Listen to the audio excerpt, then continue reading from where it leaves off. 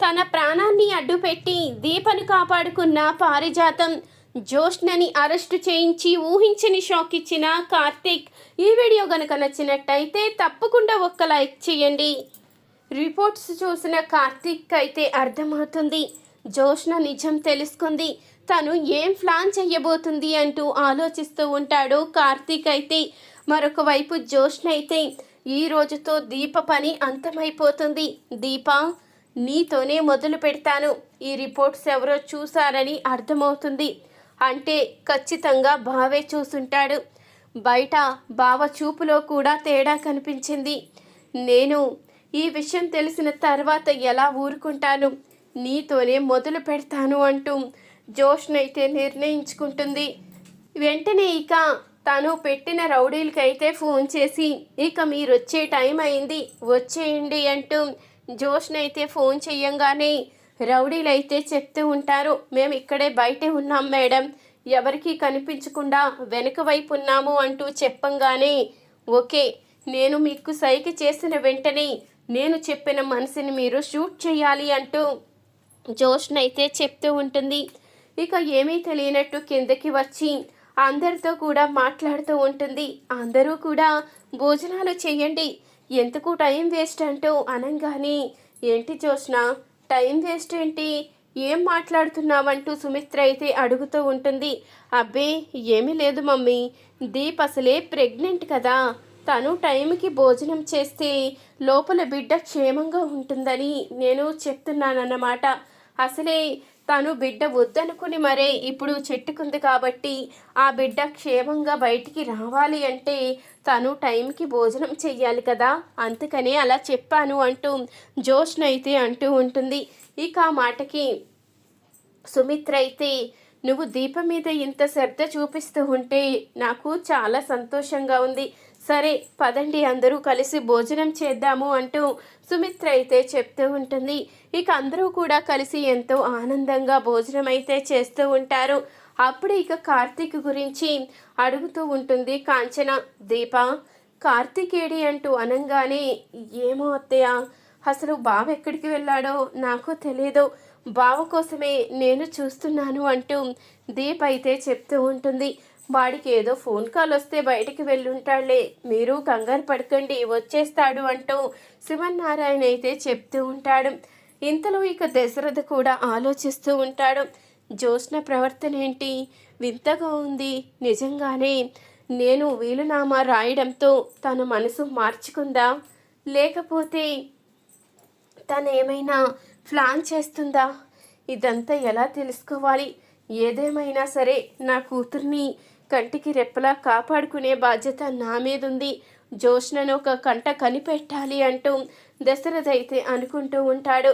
ఇంతలో దాసు కూడా అనుకుంటూ ఉంటాడు, జోష్న ప్రవర్తన చూస్తూ ఉంటే ఏదో ప్రళయం రాబోతుందని అనిపిస్తుంది, ఖచ్చితంగా ఎవరికో ఏదో అపాయం తలపెట్టబోతుందని అనిపిస్తుంది, ఖచ్చితంగా నేను ఒక కంట కనిపెట్టి జోష్న ఏం చేస్తుందో ముందుగానే తెలుసుకుని దానికి అడ్డుపడవలసిందే, లేకపోతే ఈసారి ఎవరిని నష్టపోవాలో కూడా తెలియదు అంటూ దాసు అయితే అనుకుంటూ ఉంటాడు.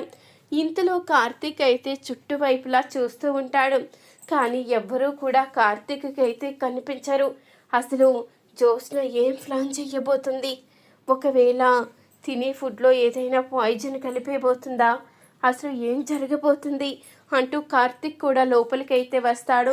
ఇంతలో అందరూ కూడా భోజనం అయితే చేసేస్తారు. అది చూసిన కార్తీక్ అయితే ఒక్కసారిగా షాక్ అయి దీపనైతే పక్కకు తీసుకువెళ్ళి, దీప నీకు భోజనం తిన్న తర్వాత వేరేగా ఏమీ అనిపించడం లేదు కదా అంటే తల తిరిగినట్టు ఏమైనా గొంతు నొప్పిగా ఇలాంటివి ఏమైనా అనిపిస్తుందా అంటూ కార్తీక్ అయితే కంగారు పడుతూ అడుగుతూ ఉండంగా ఏమైంది బావా, ఎందుకు అంత కంగారు పడుతున్నావంటూ అడుగుతూ ఉంటుంది దీప అయితే. ఏమీ లేదు దీప, జోష్నకి నిజం తెలిసిపోయింది, నువ్వే ఈ ఇంటి వారసురాలువని మనకి తెలుసని, ఆపరేషన్ కూడా మనమే నాటకమాడి చేయించామని అన్నీ కూడా తెలిసిపోయాయి, ఎవరికి ఎలాంటి ప్రమాదం తలపెడుతుందో అని నేను కూడా కంగారు పడుతున్నాను అంటూ కార్తీక్ అయితే అంటూ ఉంటాడు. ఇంతలో ఇక అప్పుడే శివనారాయణ అయితే అందరినీ హాల్లోకి అయితే పిలుస్తాడు. ఇంకా కేక్ కటింగ్ ఏర్పాట్లు అయితే చేస్తుంది జోష్న. ఏంటమ్మా మళ్ళీ కేక్ కటింగ్ ఏంటి అంటూ అడుగుతూ ఉండంగా, అంటే దీప ఇదే చివరిసారి కదా ఇలా కేక్ కట్ చేయడం, అందుకని రమ్మన్నాను అంటూ అనంగానే ఆ మాటకి అందరూ కూడా ఒక్కసారిగా షాక్ అవుతారు. దీప చివరిసారిగా కేక్ కట్ చేయడం ఏంటి అంటూ అడుగుతూ ఉండంగా, అదే అంటే ఇప్పుడు బావ మనిషిగా బావ భార్యగా ఈ ఇంట్లో అడుగు పెట్టింది కాబట్టి తను ఇంటి మనిషి అయ్యింది. లేకపోతే దీప ఈ ఇంటి పని మనిషి కదా, అందుకే ఇంటి మనిషిగా తను కేక్ కట్ చేయడం ఇదే చివరిసారి అన్నట్టు అంటున్నాను. మనం పార్టీలు అత్తమాను ఏర్పాటు చేసుకోం కదా, అందుకని ఏదో అలా మాట్లాడానంతే అంటూ ఇక జోష్న అంటూ ఉండంగా, ఇదే చివరిసారి ఏంటి, ఏముంది దీపిక మీదట పని మనిషిగా కాకుండా ఈ ఇంటి మనిషిగానే వస్తుంది. కార్తీక్ భార్యగా చూస్తే తన ఇంటి పని మనిషి అవ్వదు కదా, ఈ ఇంటి వారసుడి భార్య పని మనిషి ఎందుకు అవుతుంది అంటూ అడుగుతూ ఉంటుంది పారిజాతం అయితే.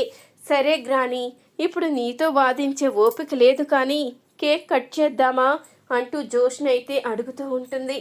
సరే కట్ చేయంటూ ఇక పారిజాతం అయితే చెప్పంగానే ఇంతలో జోష్న అయితే అప్పుడే దీప చేత కేక్ అయితే కట్ చేయమని చెప్పడంతో ఇక కార్తీక్ అయితే అవసరం లేదు, దీప్ ఏమీ కట్ చేయదు, నువ్వే పార్టీ ఏర్పాటు చేసావు కాబట్టి నువ్వే కేక్ కట్ చేయాలి అంటూ కార్తీక్ అయితే అంటూ ఉంటాడు.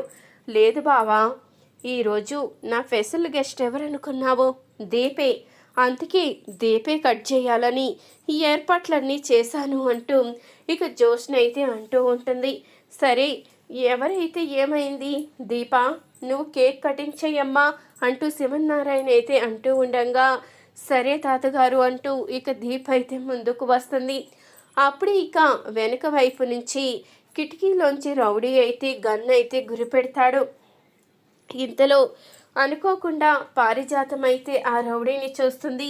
ఇక రౌడీ అయితే గన్ షూట్ చేయబోతూ ఉండగా ఒక్కసారిగా పారిజాతం అయితే దీపకి అడ్డుపడడంతో ఆ బుల్లెట్ అయితే ఒక్కసారిగా పారిజాతానికి అయితే తగులుతుంది.